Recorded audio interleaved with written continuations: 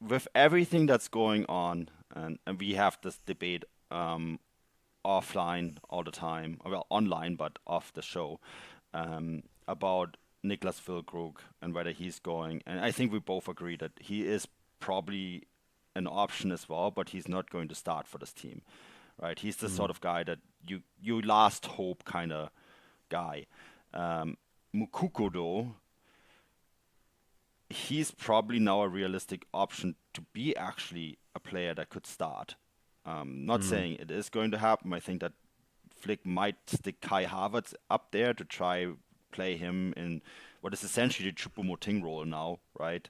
Because he's Mm. going to be surrounded by an army of Bayern Munich attackers, and I think the thing that Flick will go for is trying to replicate whatever Bayern Munich are doing in attack because it worked so well in the Champions League. But I think now you're looking at Mukuku, who is incidentally turning 18 the day the World Cup starts, and you think he is going to Qatar.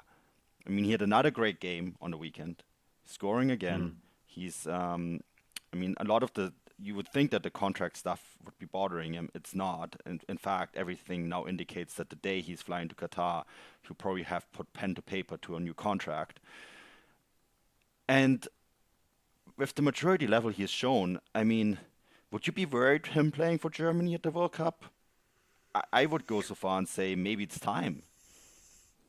Yeah, no, it. I think it's kind of what everything's kind of leading up to this point. I Mm, wrote a newsletter on him this week, and within that, I kind of go into a lot more detail as to why he's doing so well this season, hmm particularly up against this Dortmund side, which I can go into a little detail on. But the thing that really stood out to me is that he's so quickly gone from being this kind of shy youngster who we weren't Yeah. quite sure if he was ready to play senior football, whether he was strong enough, whether he was big enough, to turning into this absolute kind of fantastic player up front. I mean, that game at the weekend against Bochum was probably a really good example of just how mature he is now.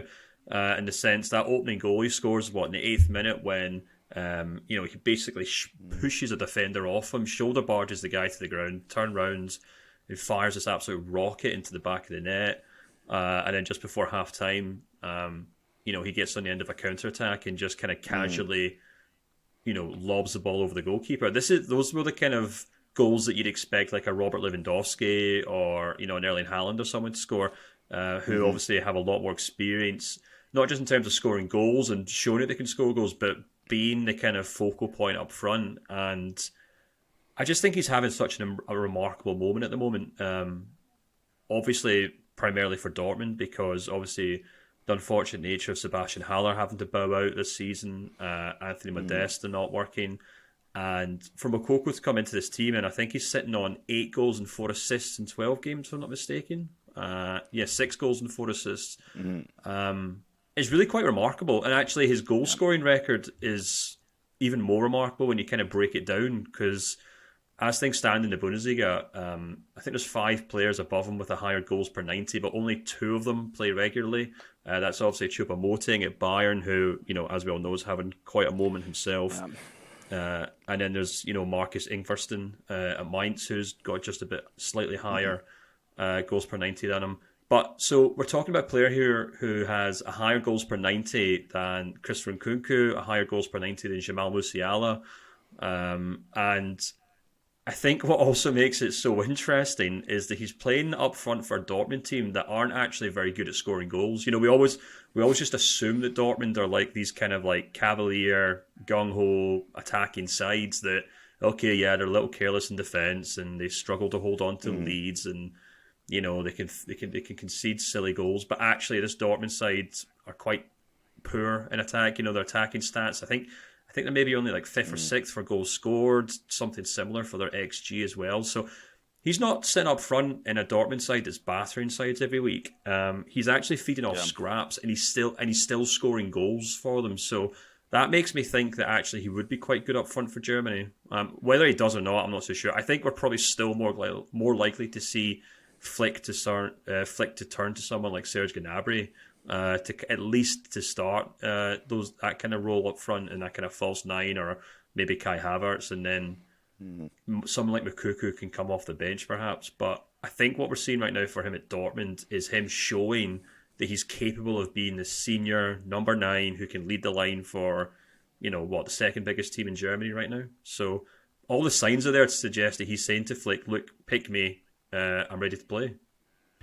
Yeah, I think that I find it really interesting with the Moukoko thing is too, like, because you know that I'm always like a glass half full guy, and hope I will secretly root for Germany to win this World Cup, obviously, but I'm also realistic enough to know that it is a long shot, and I also think that Flick is using this tournament primarily to get this team ready for the 2024 European Championships, which are obviously hosted by Germany.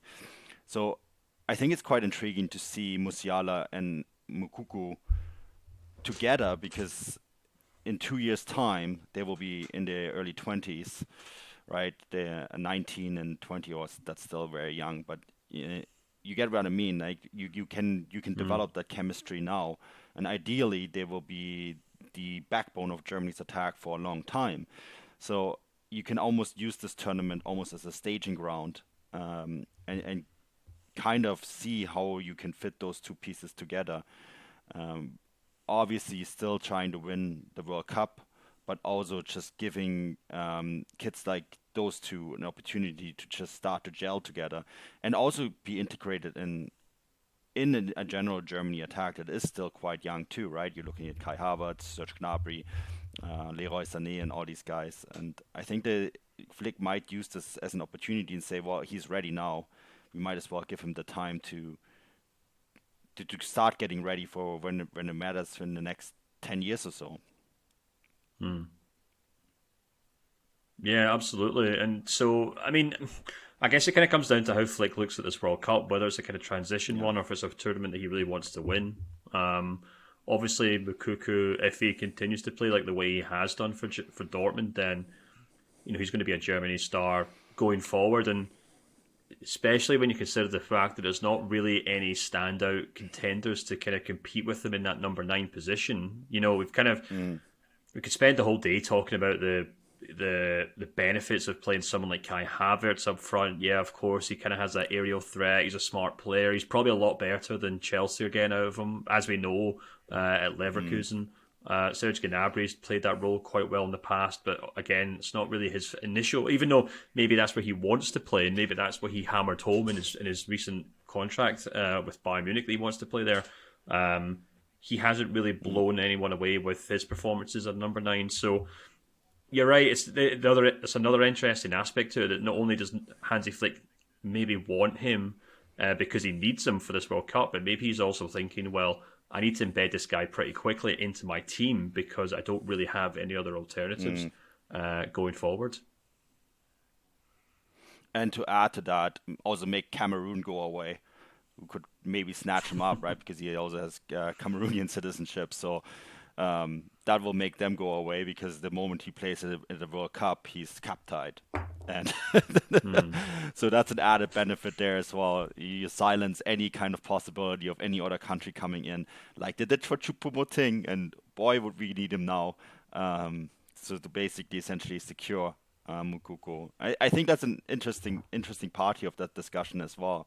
Um, that he is a dual citizen, and you do kind of want to make maybe sure that no one else can come in. Not that I think he's going to go and join another federation. I mean, he's quite embedded in the U21 already, which has been a great jumping off point for a lot of young German players. But I guess that would just make double sure. So yeah, it's an interesting one. I personally think he's going to be on the plane. The World Cup roster is going to be announced on Thursday at noon German time. Um, I think there's 26 players. We know he's going to take 4 goalkeepers, right? Which means that Neuer, Trapp, Ter Stegen, and someone else is going, possibly Baumann. And then I think it's going to be interesting what he's going to do with all these additional spots that he has. One that just got freed up with Werner.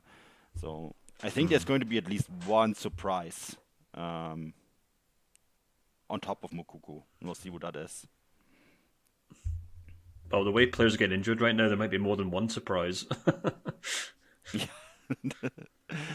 Yeah, that's true.